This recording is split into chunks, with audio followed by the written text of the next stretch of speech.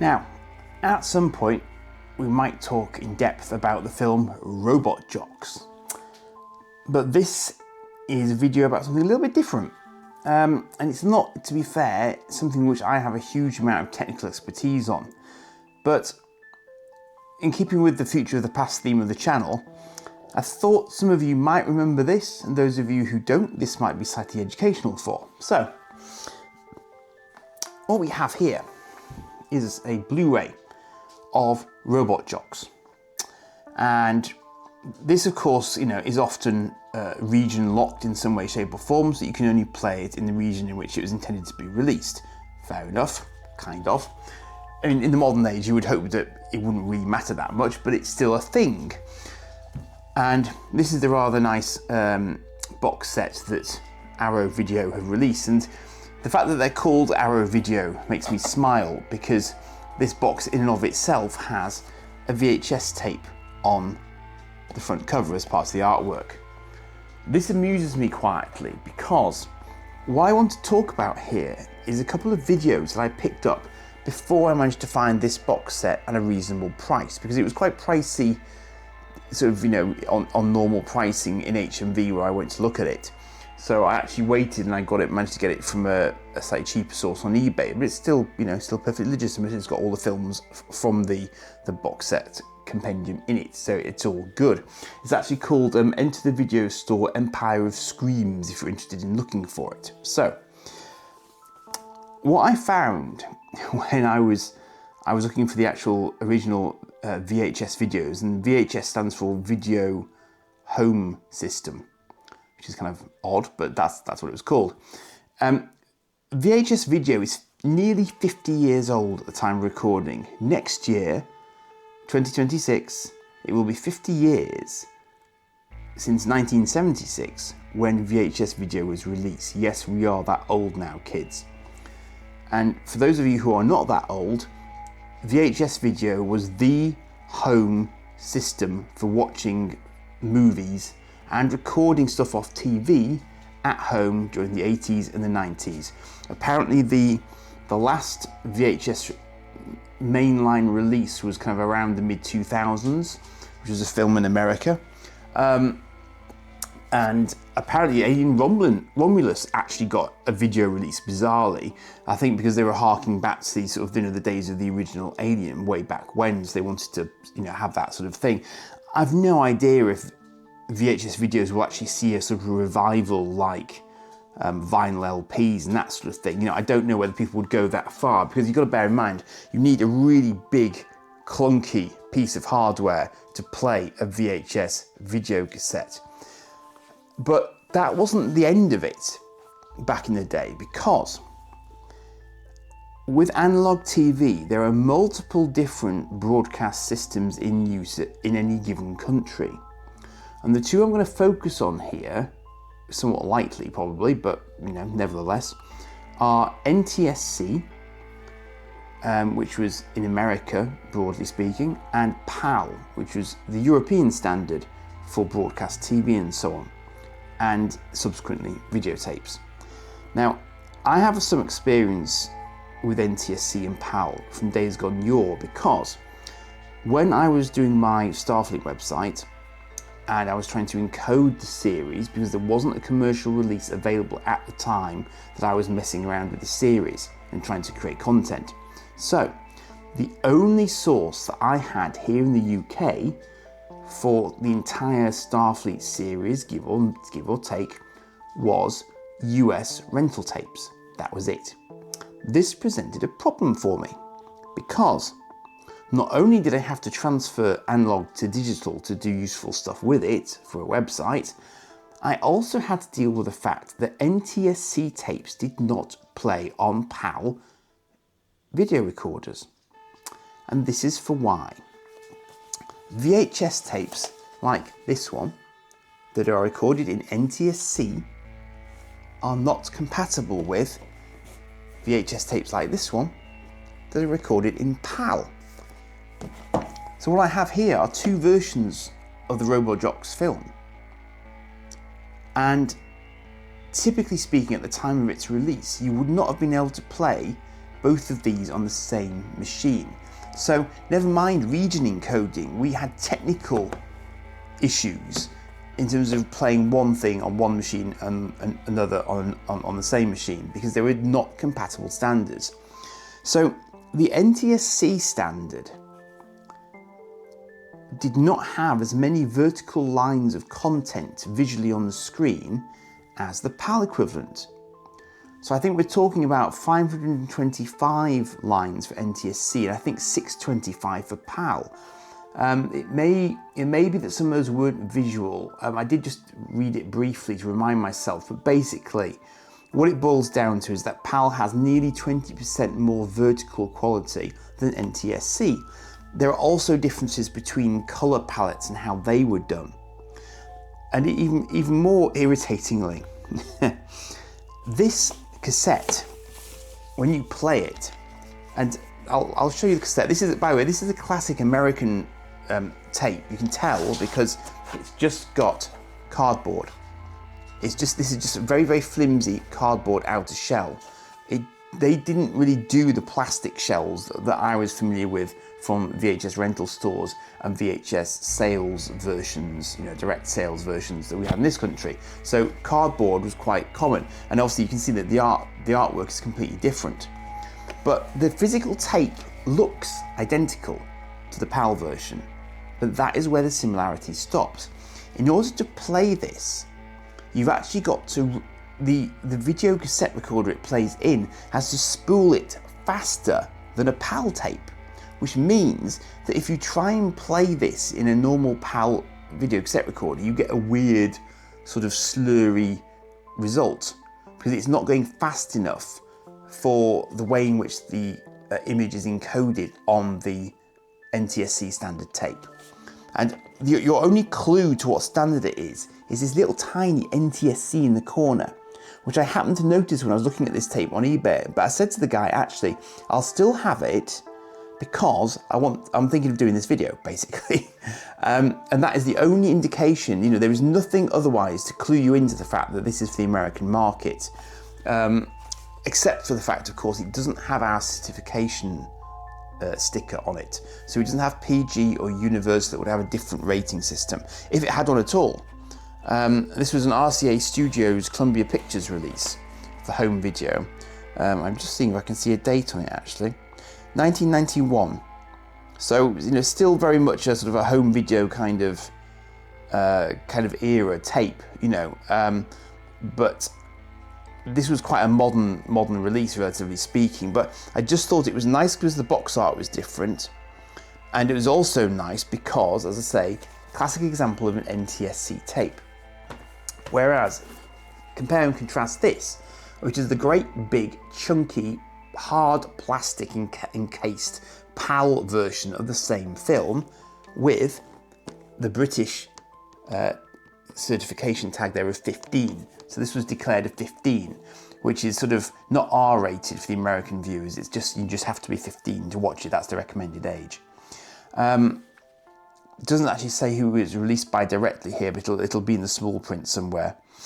And as you can see, I will sort of demonstrate that this tape is effectively, physically, looks exactly the same, but it has more scan lines, it has more vertical lines, and you have to play it, I think it's more slowly than the NTSC tape in order for it to be displayed correctly on a TV. And of course the TVs were different as well, because the NTSC TVs were different to the PAL TVs, and all of this sort of good stuff is going on. So when I came to do my Starfleet conversions, I had to get an NTSC video recorder. I think I actually imported it from the States or from eBay second-hand at the time, which seemed the most obvious thing to do for some reason. And in doing that, I then fed its signal through an analog to digital converter and sort of let my PC just kind of figure out what it needs to do in order to be able to encode it. And of course, these days, NTSC and PAL are not issues for video systems because digital has taken over, and these guys got phased out, as I say, in sort of the mid-2000s, and they were, commercially speaking, they were probably only really relevant in the 80s and 90s. But it does astound me that it's been 50 years since the first VHS actually got established as a standard. And, you know, I used to love renting stuff like this. I mean, I only ever saw Robot Jox on rental. I'm not even sure if it ever got a terrestrial release in the UK. I only remember getting it from the video store. So you could have knocked me over with a feather when Arrow Video then released the Blu-ray version of it. Because I thought, surely to God, there's no one else out there who actually fondly remembers Robot Jox. And it's a great, I mean, I've recently watched the Ultra HD version from Arrow Video of The Last Starfighter, and it's a cracking conversion of it. Ultra HD Last Starfighter, and it's older than Robot Jox, and it looks amazing. They've done a superb job with it. Really impressed with them. I have actually watched stuff from them before, now that I think about it, but I'd been slow to get Robot Jox because Robot Jox was part of a box set, so if they'd released it separately, I would have been on it in 2 seconds flat. But it was one of those ones where I noted that they'd done it and thought I ought to pick that up at some point, and then obviously just failed miserably to do it in good time. But I have now. And I'm halfway through it. It's paused next door, but I wanted to make this because I need to go and watch someone else's live. So I wanted to just sort of capture my thoughts here, having done a little bit of research on PAL versus NTSC, because, you know, if you are looking to get tapes like this, it's just something to bear in mind, basically, that someone might quite innocently sell you something which, you know, you think is going to work on the second-hand video recorder that you've just picked up, that, you know, you happen to be trying something out on for whatever reason, and then it won't work. But I say that the odds are that from a certain point in time, even the standard British video recorders would actually try and change their playback speed on the fly if they realise that they're playing an NTSC tape. Now, it might not be perfect, and interestingly, they're still going to have to guess the vertical lines issue, because they're going to have to sort of fill in the gaps in a sort of, possibly in a sort of interlaced analog way. And the other thing is, the frame rates are different. So NTSC, I believe, is a 30 frames per second format.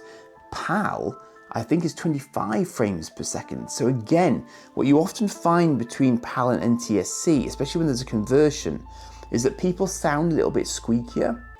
Now, if it's been converted well, you probably won't get that. But in theory, there is this frame rate difference, and often what they would have done is they would have duplicated a frame in order to make it up to the right frame rate, to sort of mask it in effect. So it's the whole thing is quite messed up, basically, as you can tell. And, you know, you had to make allowances for it. And I certainly had to make allowances for it when I was trying to do my Starfleet stuff, because it was the only source I had. One of my most prized possessions at the time when I was doing the Starfleet tapes was a Thorn EMI tape, which was an actual PAL encode of 2 full Starfleet episodes. And that was like gold dust for me, because it had the full screen. It had the full capture of the original film, because obviously for NTSC, they compressed it just a little bit because they didn't have as many vertical lines to play with. So you have to make compromises depending on what the original source material was. And coming from Japan, I think Japan might have had another standard again. There was CCAM as well, I believe. So there are at least at least 3 main standards floating around, and various substandards of those, you know. So the whole thing is quite complex. Obviously, you know, there are Wikipedia pages and all sorts of resources on this that you can go and have a look at if you're curious. But if you are of a certain age, you're younger than me, you might never ever have come across any of this. You don't really need to worry about it unless you're looking at older stuff like this and you have a certain curiosity for, you know, what's Dad on about when he says he used to go to the video rental store? What is that? I mean, I chuckled when I was watching Captain Marvel for the first time, when she arrives in the Blockbuster, and of course, you know, they've got all of these sorts of things on the shelves there. I was like thinking, yes, I understood that reference. I am that old. So that was cleverly done, I thought, because this was often, I mean, a lot of sort of things like Godzilla films and, you know, a lot of sort of Japanese stuff. I mean, Nausicaa, what was it called? The subtitle is Valley of the Wind, I think. Something like that. Again, anime stuff. for some bizarre reason, there were some studios who would release anime on direct to VHS, and that was about the only place you would probably be able to see it reliably until sell-through sales of anime really started to take off with people like Manga Entertainment, Manga Video, because until they sort of took that on, the only place you used to be able to get this really sort of deeply obscure stuff that, if you were lucky, had been dubbed into English, was from video rental stores. Just to round this off and come back to Robot Jox, it's awesome. For its day, it's stop motion robots. Think Pacific Rim without the kaiju. So if you had sort of, Gypsy Danger going up against Striker Eureka, it's that basically in sort of gladiatorial combat. It's got industrial espionage, it's got sort of politics, it's got genetic engineering. Something I've only picked up on, having started rewatching it again now actually, is that the next generation of robot jocks, i.e. the people who pilot the robots, are actually genetically engineered, which I had not picked up on, I don't think. I don't remember picking up on it the first time I watched it, which for its day was probably not brand shiny new as a concept, but I quite enjoyed finding that out again. So it's got a lot of sort of quite interesting stuff when you actually stop and look at it. The guy who plays the lead is from the same guy in Alien Nation, who was the lead in Alien Nation. I'm going to get his name wrong. Gary Graham, there you go. There's also Jeffrey Combs in it. He did a lot of voice work and indeed acting work on Star Trek, many iterations of Star Trek actually. I haven't figured out which character he actually is because I've rarely seen him out of makeup. But he's in there apparently, so he might be one of like the news presenters or something like that, and I just haven't quite picked up on it yet. But he must have a speaking role to get credited. So he's definitely around there somewhere. And apparently the guy who did this soundtrack is British, which I did not realise. But I thought to myself, I quite like the soundtrack, and I bet the soundtrack made me like the film more, because soundtracks are massively important for that, and that's a whole different topic. But he apparently did the soundtrack for, I think they said Ocean's 8 and stuff like that. So he's obviously been in the industry for years. But when I listened to this, I had no idea that was who had done it. It sounded like a sort of James Horner, John Williams kind of soundtrack. So I was intrigued, and I simply asked the device behind me who had done it, and it just gave me these sort of reference points. And I was like, oh, he did the music for Into the Spider-Verse as well, bizarrely. So I was like, oh, okay, so that's a thing then. But yeah, and the other thing I realised was that one of the sort of salutes that the sort of the good guy gives is Crash and Burn, and Crash and Burn was then the title of another film in this series, because there are several of these that are, I don't think they're not set in the same universe strictly, but you can tell it's exactly the same team who made them all, because the stop motion robots look very, very similar. So it's the same sort of techniques involved. But I don't know how much of a cult status Robot Jox actually has, but do let me know in the comments if it was something that you caught in the sort of early 90s growing up, because for me, this was my Pacific Rim. I loved it because, Transformers, big robots, but these were piloted guys, and it was real life, it wasn't anime. I'd probably seen a little bit of anime by this stage, but these were doing it, and this might have been responsible for me getting into MechWarrior and NetMech. It's perfectly possible because it's very much that sort of idea, single pilot sat in a cockpit controlling a mech. Very, very much the same. And I suspect that, well, I'm pretty sure actually that MechWarrior and BattleTech would have predated this. So, there may be some basis from BattleTech that sort of drove this. I don't know that for sure. As I say, it's one of those ones where I'll probably need to do a separate video on Robot Jox itself, but Robot Jox is what triggered me down this route to think about PAL and NTSC again, because I was trying to get the tapes in case I needed the tapes because I couldn't get the Blu-ray for ages, but I did. So I will leave it there for this one. Let me know in the comments how horrifically technically wrong I am, because I probably will be.